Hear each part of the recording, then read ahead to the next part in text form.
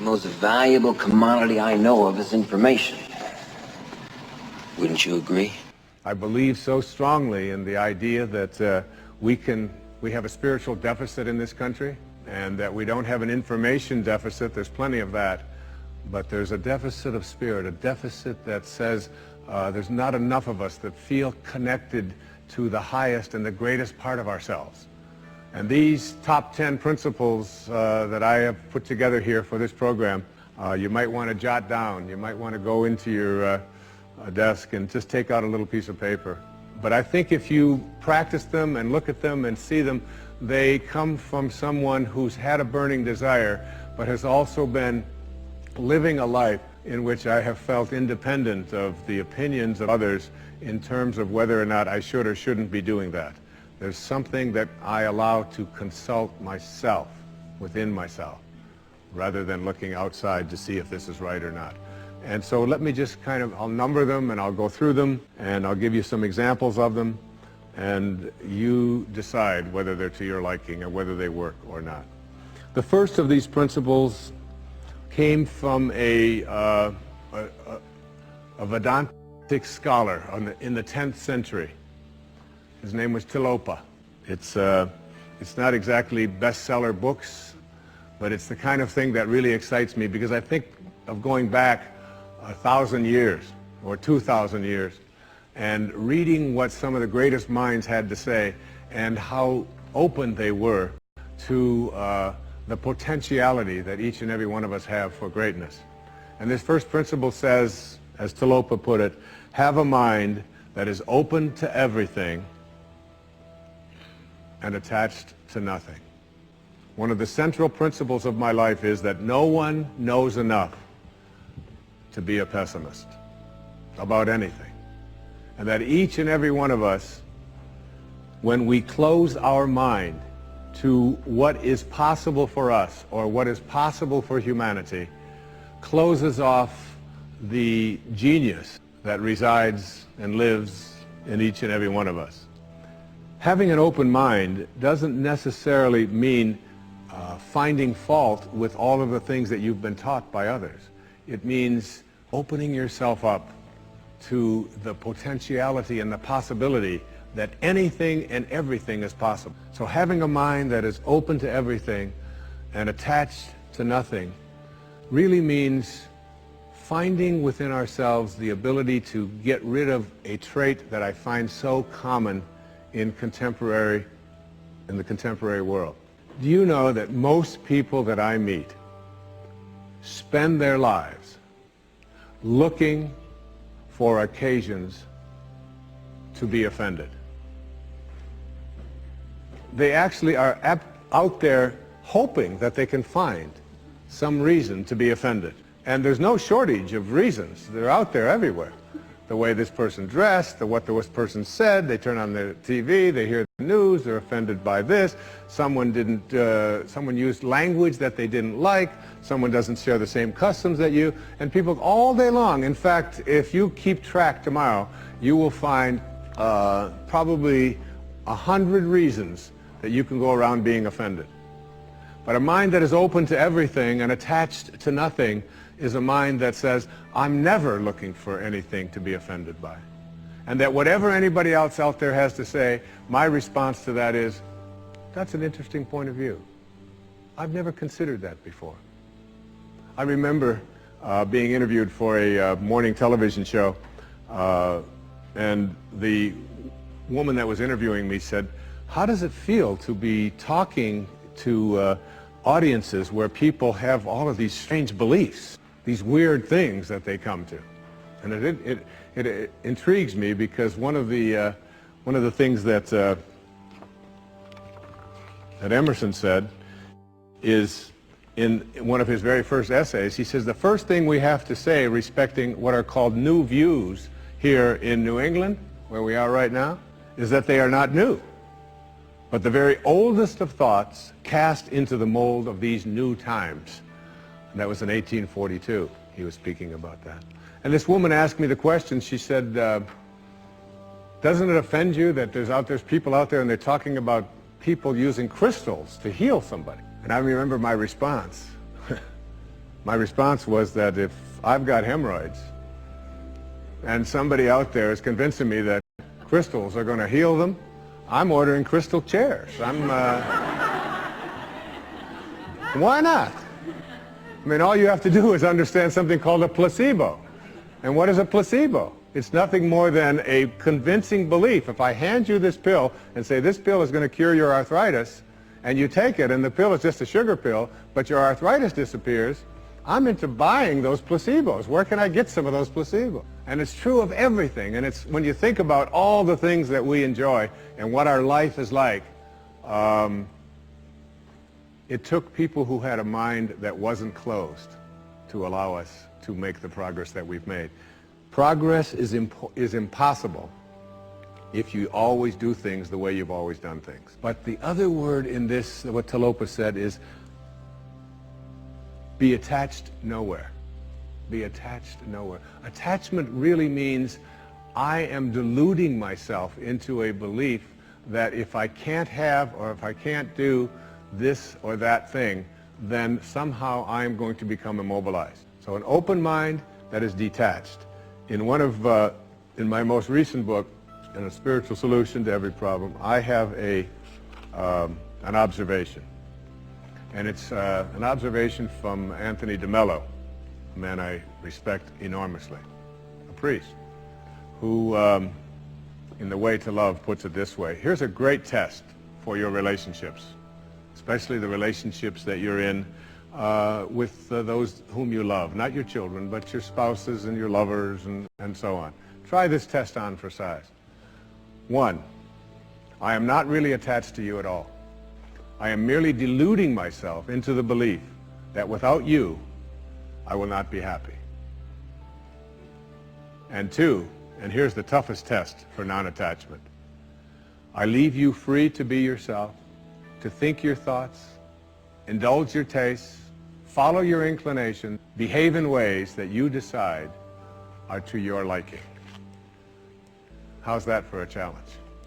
And so what most of us do in our relationships and why they are not as successful as we would like them to be is that we become attached and we tell ourselves that if this person behaves in a way that I find offensive, then I can't be happy. I make my happiness, my fulfillment dependent upon those people that I love being what I think that they should be. And detachment doesn't mean being a victim. It just simply means I know that I can make my life fulfilled and happy by having a mind that is open to everything and attached nowhere. The second principle is a very simple principle. It says you can't give away what you don't have. Now it sounds ridiculous, okay?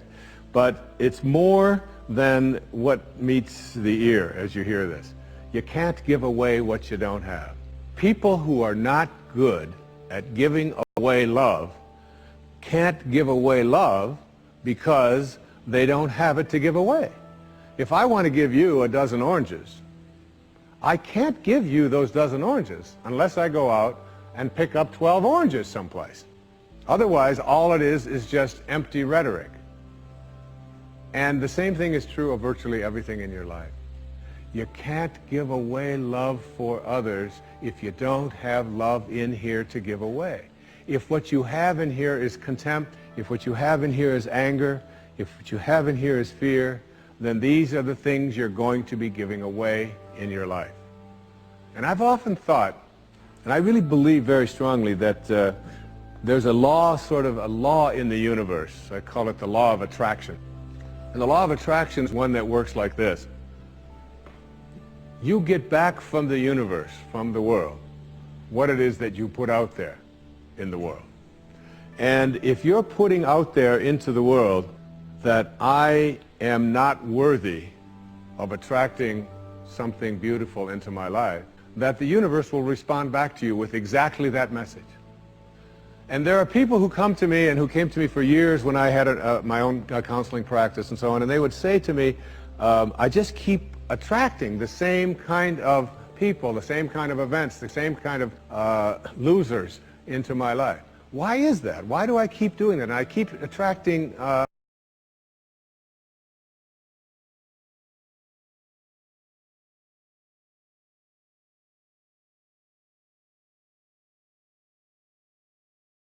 that's the very kind of message you're sending out to the world and out to the universe, that the ocean of abundance is there. And you can go to that ocean of abundance, and you can take a Mack truck, and you can fill it up 20 times a day, and take it out of there, and guess what? It doesn't impact at all the ocean of abundance. It doesn't even go down a zillionth of an inch. It's unlimited. Or you can go to the same ocean of abundance with a eyedropper, and you can just take this much out once a month and say, that's all that seems to be available for me. And the interesting thing for me is that when people go to this ocean of abundance, this unlimited world, all that I have is thine, it says in the holy books. All that I have is thine. It's all there for you. But if you believe inside that it's limited, that you can only get so much, that other people are going to get it before you do, then you'll find yourself creating that very same thing. And the even more interesting part about this, you can't give away what you don't have principle, is that if your message to the universe is gimme, gimme, gimme, which is a lot of people's message to the universe. I want this from you, I want that from you, please give me this, I have to have that. That's what their prayer is like, that's what their message is, you know, and they say, I want this from the universe, gimme, gimme, gimme. The universe's response back to that kind of a mentality is exactly the same. The universe will say right back to you over and over again, gimme, gimme, gimme. And you'll find yourself never ever arriving, but always being in a state of striving, always feeling as if you're being neglected, never feeling as if you have enough, always feeling as if you're being shortchanged, because you're constantly under the pressure to give, to get back what the universe is demanding from you. And the interesting thing about all of this, the irony of this, is that if you shift that and you say to the universe, to the world, how may I serve? How may I serve? The universe's response back to you is, how may I serve you? How may I serve you? And it's very intriguing. When you take your energy and your attention off of what you are demanding from the world, and instead saying, what can I give to the world?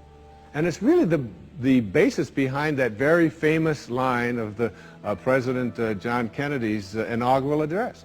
Ask not what your country can do, ask what you can do for your country. And the irony of that is, and I've learned that in my own life, that when I stopped thinking about what was in it for Wayne Dyer and how much could I get, and I began to shift and say, how can I help you? How can I give to you? What can I do for you? And people who write to me, I send them something. When I encounter somebody that needs help of some kind, I'm very often just giving that to them. And then I find that it just keeps coming back. And once I shifted that energy off of what can I have into what can I give, it seemed to me that the universe responded back with the very same message. What can I give to you?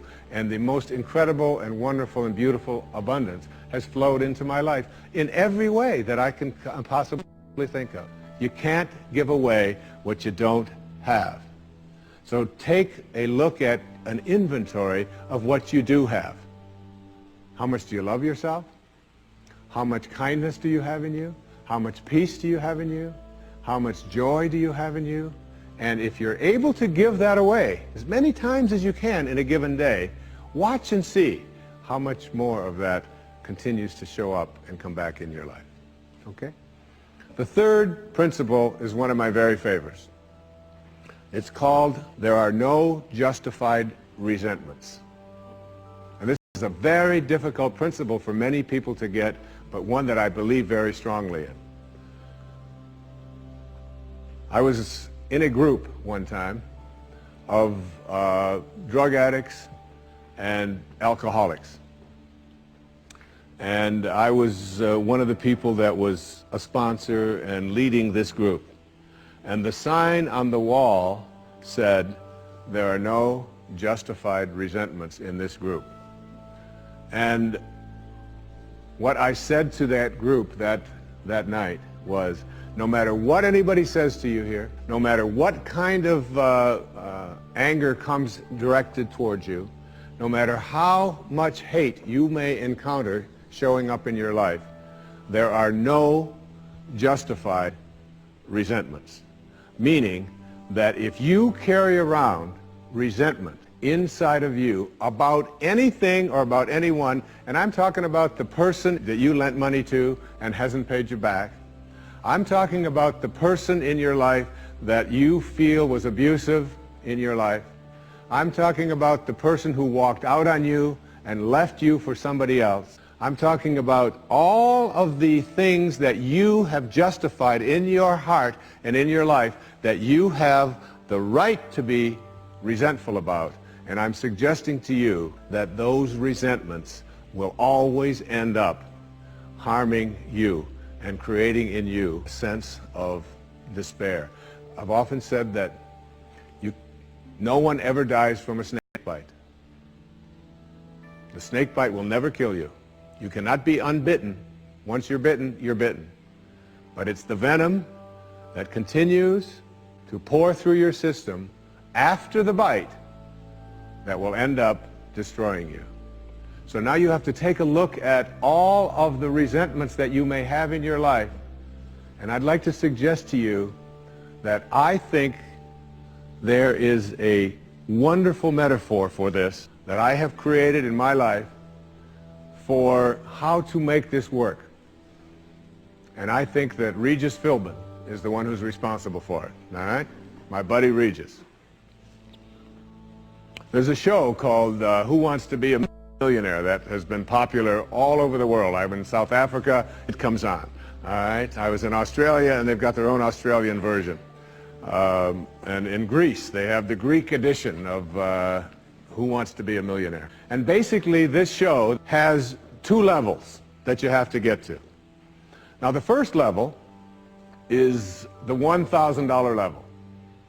And at the $1,000 level, you basically have to answer a question like, on your hand, you have some digits. Those digits on your hand are called your feet, your nose, your ears, your fingers.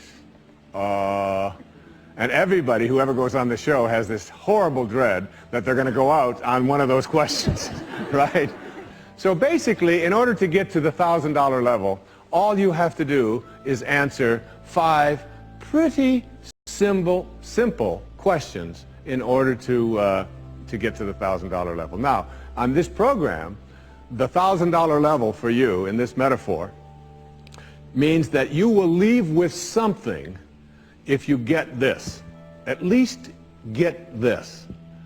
This is the $1,000 level. You must send blame out of your life for any conditions of your life. Blame has to go. All right? Now, blame means if you're sitting there with a disease, you say without guilt, it's mine, I take responsibility for it. This means that if you have been through any tough circumstances in your life, this means if you have a minimal amount of financial security in your life, this means if your children don't get along with you, this means that if your neighbors are taking up a petition to get you out of the neighborhood, whatever it might be that's going on in your life, you name it, and everybody across this great country and across this world has a series of these things that you're willing to say, I am here because of the choices that I have made right now. I'm willing to say that. Even though it's difficult, and we know it's really not your fault. We know really there's a lot of people out there who are really bad, all right? But you're willing to say no blame. That's the first level, all right? That's where you understand no justified resentment. And then on the Who Wants to Be a Millionaire show, there is what is called the $32,000 level. And the $32,000 level is not only an opportunity for you to walk away with a sizable amount of goodies, which you can walk away from tonight in this program, but it also is the door opener to multi-wealth. But you got to get to this in order to have an opportunity to move into these transcendent levels, all right? Millionaire spiritual status, all right? You got to get through these next 5 questions. And this $32,000 question, or level rather, comes to this. It came to me from a quotation that I used in the writing of A Spiritual Solution to Every Problem. I read a book that was written a couple of thousand years ago by Patanjali, the Yoga Sutras, the aphorisms of Patanjali. And one of those sutras, one of those aphorisms, observations that this brilliant man made almost 2,000 years ago was this. He said, if you become steadfast in your abstentions of thoughts of harm directed towards others, all living creatures will cease to feel enmity in your presence. Now this translates to blame, pretty basic. No more blame. I'm just not going to assign responsibility to other people for where I am, because now I have an opportunity to get rid of it. If I think someone else caused it, then I've got to wait for somebody else to change in order for me to get rid of it, and you might wait forever for that. But if I take responsibility for it, I can do something, including move on, which might be the most important thing to do. But at the higher level, when there are no justified resentments, what you are doing is what St. Francis did, Francesco. What you are doing is you are at a place where you are sending love in response to hate. You are literally saying, no matter what comes my way, I am going to be steadfast in my abstention of thoughts of harm directed toward others. I'm going to work hard at, no matter what comes my way, having it come out of me what I want to come out of me, and that is love, and that is a higher energy. And if you can get to that level, Patanjali said, all living creatures will cease to feel enmity in your presence. I have a little girl, a precious little girl. I have 6 precious girls and 2 precious sons, but I have a little girl who is almost 12. And she loves animals like no one I've ever met in my life. I mean, her whole life revolves around animals. And when we walk in the woods, butterflies avoid me, fly away from people around, and they come and they land right on her arm, and it happens all the time. All living creatures, she couldn't have a thought of harm directed towards any living creature, and Patanjali said to us, all living creatures will cease to feel fear or enmity or anger in the presence of those who can send love in response to hate. That's what I mean when I say there are no justified resentment. What I'd like to do, I'd like to share a little story here with you. It's a very tender story. It was sent to me by someone who sends me beautiful things in the mail. And I call it the Teddy story. And I'd like to read this to you, if I can do it without tearing up. And this story illustrates this as well as anything I've ever seen. There's a story many years ago of an elementary school teacher. Her name was Mrs. Thompson. As she stood in front of her 5th grade class on the very first day of school, she told the children a lie. Like most teachers, she looked at her students and said that she loved them all the same. But that was impossible, because there in the front row, slumped in his seat, was a little boy named Teddy Stoddard. Mrs. Thompson had watched Teddy the year before and noticed that he didn't play well with the other children, that his clothes were messy, and that he constantly needed a bath. Teddy could be unpleasant. It got to the point where Mrs. Thompson would actually take delight in marking his papers with a broad red pen and making bold X's and then putting a big F at the top of his papers. At the school where Mrs. Thompson taught, she was required to review each child's past records, and she put Teddy's off until last. However, when she reviewed his file, she was in for a surprise. Teddy's 1st grade teacher wrote, "Teddy's a bright child with a ready laugh. He does his work neatly and he has good manners. He's a joy to be around."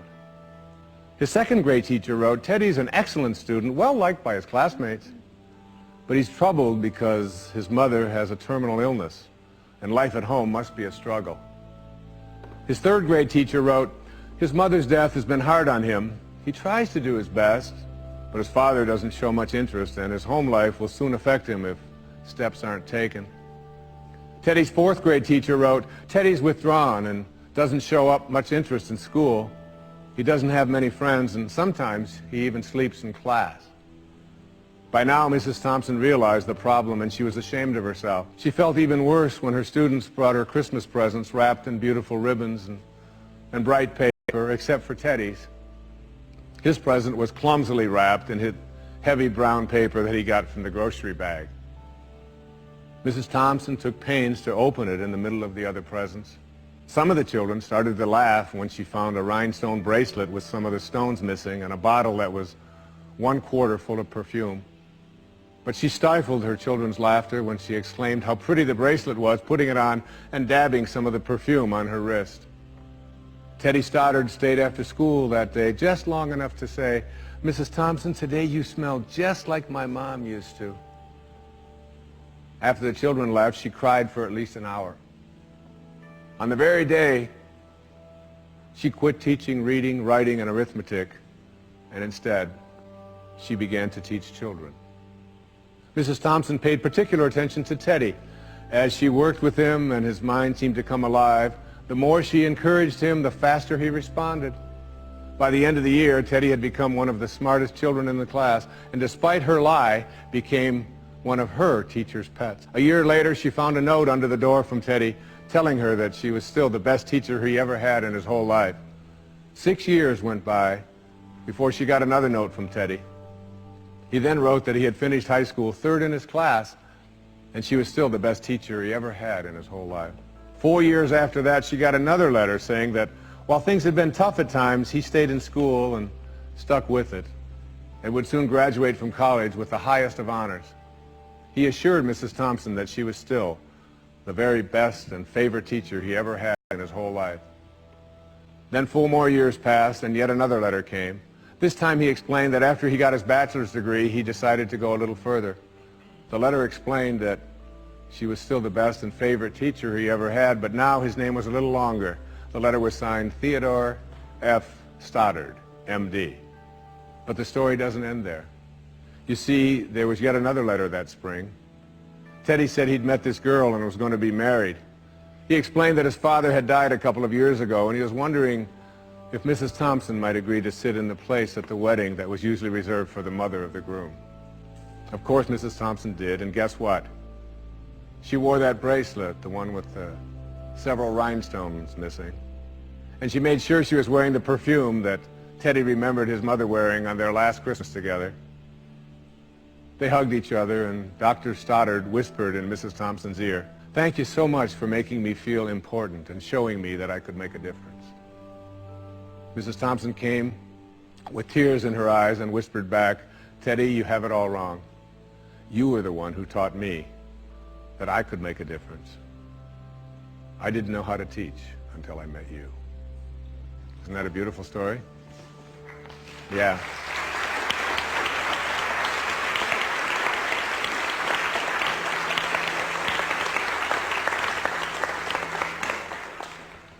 That symbolizes there are no justified resentments.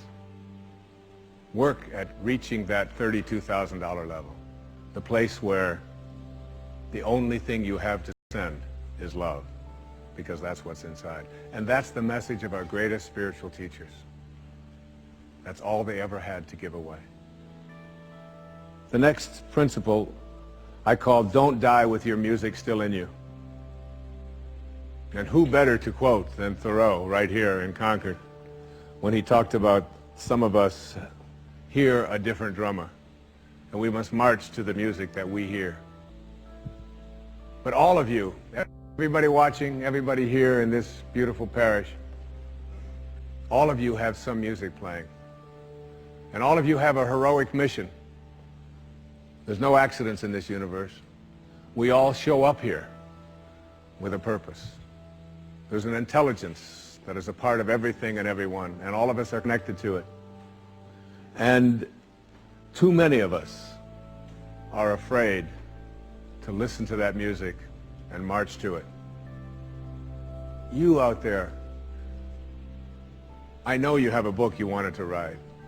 I know there's a composition you wanted to compose. I know there's a song you want to sing someplace. Maybe you want to raise horses out in Montana. Or maybe you want to open up an ice cream shop on Cape Cod. Who knows what it may be. Maybe you just want to travel and see the world. Maybe you want to go into a relationship with someone but you've been afraid to, but your heart says it's the right thing to do. All of us feel something. And in Leo Tolstoy's famous novel, The Death of Ivan Ilyich, he asks this question that would be terrifying to me. He says, as he has his accountant from Moscow lying on his deathbed, contemplating the horror of this question, what if my whole life has been wrong? I've known what my music is. It's playing right now. As I stand here in front of you with these cameras and in this place, and as I sit down and write my books and tell the world what I know are my truths, I feel always completely on purpose and fulfilled. And no time will I ever come to the end of my life and say, what if my whole life has been wrong? Whoever you are, whatever that music is, however distant it may sound, however strange, however weird others may interpret it to be, don't get to the end of your life and know that you're going to leave and not have it played yet. Don't die with your music still in you. It's the message of the greatest teachers who've ever walked among us. It's the message I give to you today as one of the principles for success and peace in your life.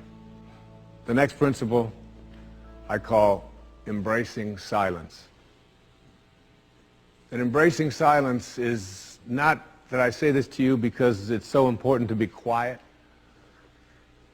What I have learned, I have a dear friend, and many of you know, we've put out tapes together, we've appeared on stages all over the world together.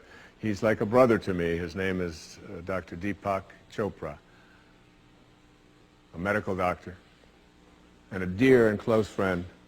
And whenever anything is going on in my family, if I'm having a problem with one of my children or with in my own life, and if I call him up and I'll say, Deepak, or his wife Rita, I'll say, Deepak, what do you think I should do? He always has the same answer, meditate. I'll say, yes, Deepak, I understand meditate, but I said, what do you think? He said, Wayne, go deep inside and meditate. Always meditate. I'll say, will you put Rita on? Wayne, meditate. I say, all right. And you know, I've learned a lot in meditation. But what I know most about getting quiet and getting peaceful is this, that there's only one power in the universe, and it doesn't matter what you call it.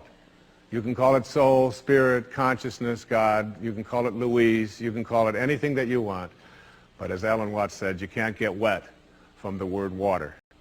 It's not what we call something that gives it its substance. And this one power, this one force that flows through everything and allows everything to be is indivisible. You can't cut it in half. You can't divide it. It's one. It's knowing the one. And everything in your life is almost always given a division. Male, female, young, old, tall, short, black, white, good, bad, up, down. These are all dichotomies. These are all these splits that we all have in our lives. The whole physical world that we live in and are immersed in, it's always immersed in this division. I used to teach course at St. John's University in New York, and I used to tell my students when I was trying to teach this principle, anybody who can come to class and bring with them a magnet that only has a North Pole, I'll give you an A in the course. You don't ever have to attend another class. And no matter how thin they would slice that magnet, there was always the South Pole, because the physical world is made up of dichotomies. But we have to learn to fuse the dichotomies. And in fusing the dichotomies and blending the one, that's what silence does for us. That's why embracing silence is so powerful. Because no matter how many times you cut silence in half, it's like zero. You still only get silence. In Zen, they say it's the space between the bars. that holds the tiger. And it's the silence between the notes that makes the music. These words that are coming out of my mouth right now come out of the silence. And finding that silence and embracing it means that you go to the place within you that you cannot divide. Just like you can't divide the source, the one, the spirit. You can't divide that either. It's only one. So when you go into your silence and you begin to practice meditation and you begin to make this a part of your life and embrace silence, what you discover is this is where you'll come to know your soul. You'll make conscious contact with your soul. I can't tell you how many people that have come to me who have suffered from serious illnesses, who've been given diagnoses that it's terminal and that you can't do it, who have gone out to the wilderness and have decided that I am going to commune with nature. And the transcendentalists, Thoreau and Emerson, they believed that nature was our source and that we were all products of nature. And if you can get back to your source, if you can get back to that feeling of being with spirit, that's where healing can take place. And I've had wonderful stories of people who've told me that it was when I began to embrace that silence that I began to feel more connected to my source. Embrace silence because it's a way to come to know God, to know your source. Both are indivisible. The only experience you can have in your daily life that even comes close to a spiritual awakening is silence. The next principle I call giving up your personal history. And I learned it from a man named Carlos Castaneda, who once said that one day, he said, I finally realized that I no longer needed a personal history. And just like drinking, he said, I gave it up. And that, and only that, has made all the difference in the world. You know the nice thing about giving up your personal history is that if you don't have a story, you don't have to live up to it. All of us have these bags of manure that we carry around with us called our past. And the people who have done things to us and the events and the circumstances, all of this stuff that we use and we bond to. And we bond ourselves to these wounds of our past and we identify ourselves on the basis of these wounds. And every once in a while we set it down and we reach in there and we smear it all over ourselves. And then we wonder, why does my life smell so bad? I don't understand this. When in fact, the now, this moment, merging yourself into the now means that you may have been in a relationship. I had a woman from Holland who came over to see me whose husband had left her after 25 years. She had 4 children. And she just had been on the verge of suicide. And she was losing weight, and she was depressed, and she was taking all kinds of drugs for it. And she was getting sicker and sicker because she just couldn't get over it. And she came to a book signing that I was doing at a bookstore down in Florida. And she said, you've got to say something to me. You've got to say something to me that will help me to get over this. And I told her this line. I said, give up your personal history. Merge yourself here, now, into this moment. And those 25 years are something, if you want to understand how to do it, think of your past as, oh, this hat. And this is your past. Now, you can't just set this thing down over here and walk away from it and give up your personal history because you'll always have it there to look back at. What you do is you pick up your past and you embrace it. You understand it, you accept it as I had to go through these things that I had to go through in order for me to get to this place today. And the evidence for that is that I did. You don't need any more evidence. You did. And then you toss it. You toss it. You embrace it and you toss it. And you merge into the now by giving up your attachment. And some of you have heard me use the metaphor of the wake. Alan Watts talked about the wake is not what drives the boat. The wake is just a trail that is left behind. That's all it is. And so is the wake of your life. And the wake doesn't make the boat go, and neither does the wake of your life the reason why your life is going in the direction that it is. The wake is a trail that is left behind, and it's an illusion to believe that it is the cause of your suffering or your struggles or your difficulty. Give it up. Let it go. Embrace it. Understand it. Get help doing that if you must. And then move into the now. The next principle I call, it's from a line of Albert Einstein. He said, you can't solve a problem with the same mind that created it. In order to work at solving these things called problems in your life, you have to change your mind. It is your mind where they live. It is your mind that created them. There is where you experience them. They're all illusions. You must change your mind. Literally rewrite your agreement with reality. One of the things I had said earlier is that one of the most difficult things to do in the world is to admit that you were wrong. Admitting that you were wrong is nothing more than saying, I have been making choices with my mind that have created things in my life that are not working. And I no longer intend to continue making those choices. I was wrong. You don't have to make a declaration of it. You don't have to go out and feel guilty about it. You just simply say, it didn't work.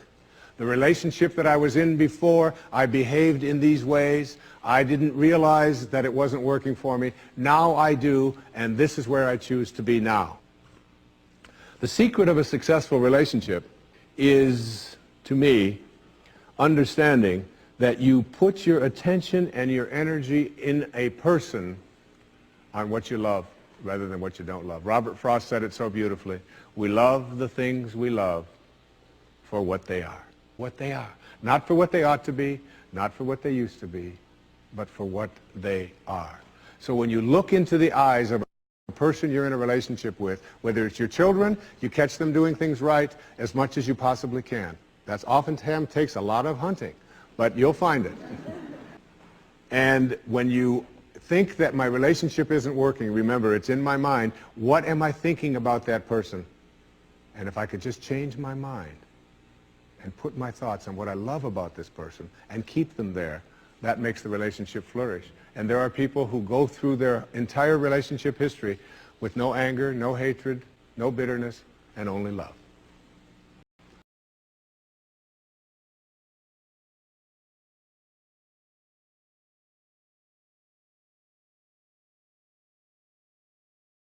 Out in front of your life, and you see yourself as having already what you know you'd like to have and deserve to have. My children know how to do this perfectly. I have a daughter who wanted a prom dress, and the prom dress was way outside the budget that I thought a prom dress should be. Well, I thought a prom dress shouldn't cost over $20, so I do have a problem, right? But I upped it to somewhere around $250. I don't know how much, whatever. To me, it was still more than I paid for my first house, okay? But anyway, she called and said, Dad, this is the only prom dress I could wear. I've got to wear this prom dress. If I don't wear this prom dress, it's just on and on and on with this wonderful. You know, I saw a wonderful book about how to raise teenage daughters. The title of it is Get Out of My Life, but first drive me and Cheryl to the mall. All right, that's the actual title. It's a good book. And so I told Serena, I said, it's just beyond the budget. I've got a certain amount of money that I'm willing to put for it. And she said, but I've already seen myself wearing it. I've already tried it on. I have a picture of myself in the dress in my living room, and I've already showed it to the guy who was taking me to the prom. I mean, it was this whole thing about, and she already saw herself in it. I said, well, if you see yourself in it, then you're going to have to also see yourself as earning the difference between what I'm willing to pay. And she drew up a contract. She went onto the computer, and on the background of the computer, you know, where they have these little background things they put on, there was 500 pictures of the dress, all right? And she signed a contract and said, I'll babysit, I'll do this, I'll do that, and I will pay the difference. And she did, and she wore the dress, because she understood that you treat yourself as if you already are what you'd like to become. There's a genius in you. You have to treat yourself as if you already were that genius. There's something you're completely capable of. See yourself as already there. Then you'll act upon those thoughts, because the ancestor to every action, said Emerson, is a thought. The next principle is called treasuring your divinity. Treasuring your divinity. There's a wonderful observation that I saw from Emerson in Self-Reliance. It's about trusting your divinity, knowing that you are connected to your source, knowing that you are a divine creation and that there are no accidents. He said a man should learn to detect and watch that gleam of light which flashes across his mind from within, more than the luster of the firmament of bards and sages. Yet he dismisses without notice his own thought, because it's his own. In every work of genius, we recognize our own rejected thoughts. They come back to us with a certain alienated majesty. We often reject our thoughts, and we see the things that we think of as grand and as genius, and we reject them because they're our own. Treasuring our divinity instead of being terrified of it. Knowing that I am always connected to my source. There is no way that I cannot, because it is in you, and I am in you, you are in me, and you can never be separated from it. There is no place that this source is not. It grows everybody's fingernails. It beats everybody's hearts. It digests everybody's foods. It opens all the flowers, and you're always connected to it. And finally, the last principle I call wisdom is avoiding all thoughts which weaken you. You know, every thought has an energy, just like everything else in the universe. And if you have a thought of shame, it will weaken your muscles. And what is your heart but a muscle? If you raise a child who believe in shame and feel ashamed of themselves, every time they think that shameful thought, they will be weakened. And if you have a thought of fear, and if you have a thought of stress, and you have a thought of anguish and anxiety, all of these thoughts and many more are the thoughts that will always weaken you. When you are having a thought that you know is disempowering you, shift it. Shift it to one that is empowering rather than disempowering. And the thoughts that empower are thoughts of neutrality and willingness and love, and ultimately thoughts of divinity. And when you see a troubled person who is out there struggling at the highest level of unity consciousness or God consciousness or spiritual consciousness, you recognize yourself in all that you see. There, but for the grace of God, go I. And I am connected to that person. Changing your thoughts. I appeared on the Tonight Show many years ago, several times, quite a few times. And I remember coming home from the Tonight Show, and I was walking along the beach, and they had taped the show the night before, and I was out for a walk, and a woman who lived in the Northeast stopped me, and she said, "Didn't I see you last night on it? How could you be here?" I said, "Well, I flew the red eye, and I was walking along." And she said, "You know, we're moving down here." She said, "What are the people like here? What's it like?"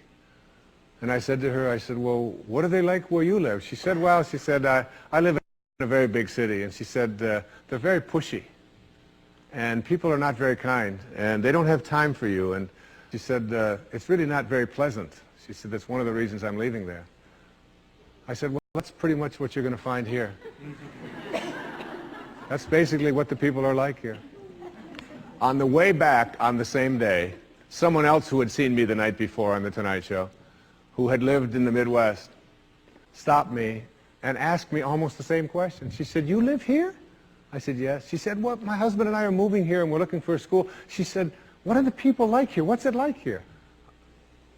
I said, "What are they like in Chicago where you live?" She said, "Oh," she said, "it's the Midwest." She said, "People are very friendly, they're open, they open their homes to you, they're very loving, they're very kind."